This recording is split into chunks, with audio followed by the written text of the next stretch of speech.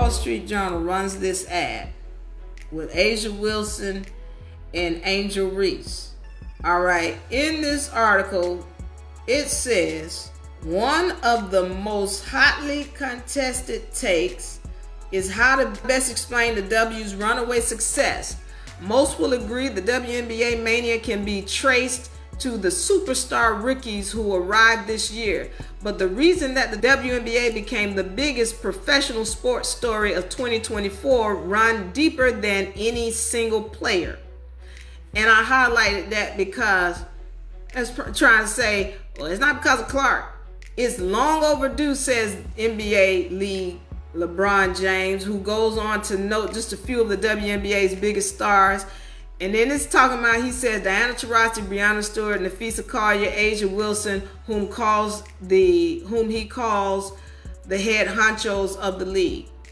Notice how they left out the most important name of this season, one who's bringing all the numbers. Okay, hold on.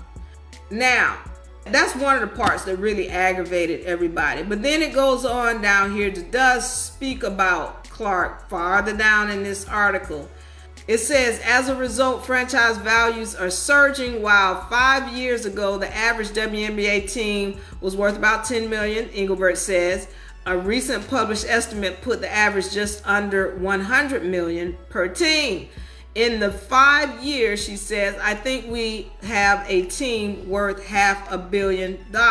Okay, so now let me go on down here. This is where it says, although the New York Liberty enjoyed swelling crowds at their home arena in recent years, Liberty forward and two-time league MVP Breanna Stewart had a sense that 2024 would be different. As she and her teammates walked through airports, they were swarmed by eager fans seeking selfies and autographs. It was kind of like, all right, this hasn't happened to me before. So they're talking about how, the season before, nobody was saying anything to them. Now they go through the airports and they getting swarmed. They getting mobbed.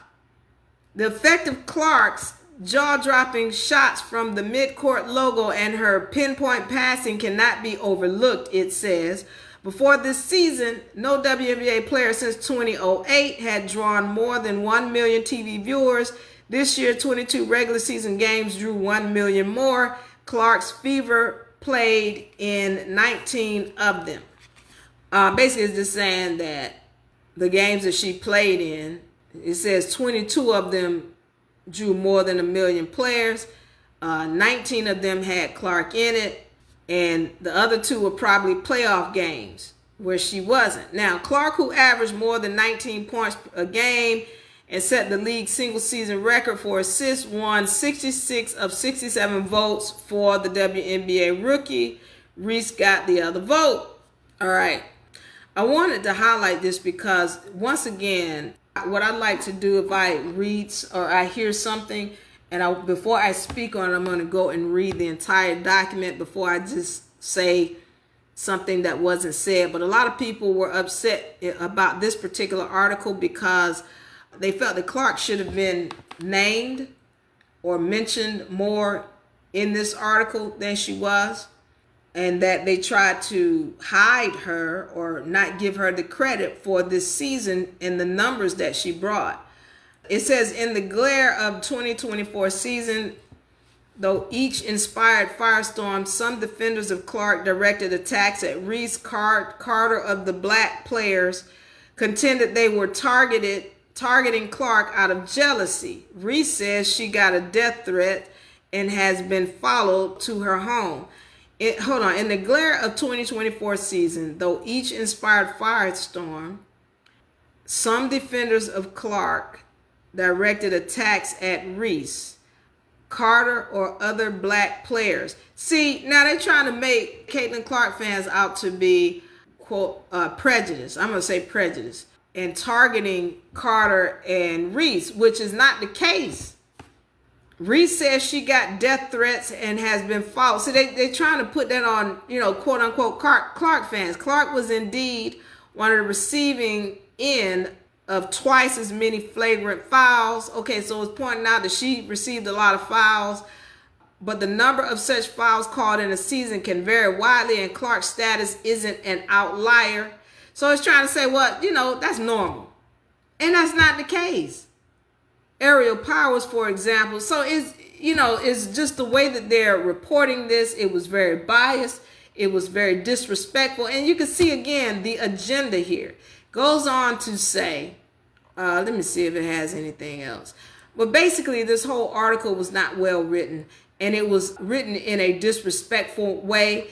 And again, here is people rewriting history and being very disrespectful to Caitlin Clark. I'm not saying everything has to be about Caitlin Clark, but it's clear that these people have not given Clark the respect that she deserves, considering what she brings to the league.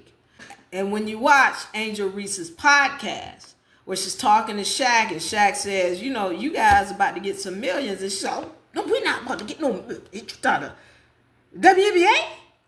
Oh, never. We're not going to ever see. Yes, you will see it. And one of the people who is bringing that is Caitlin Clark. Because she should be getting millions right now. Really, all of y'all should be getting millions. So I'm going to get back to these numbers.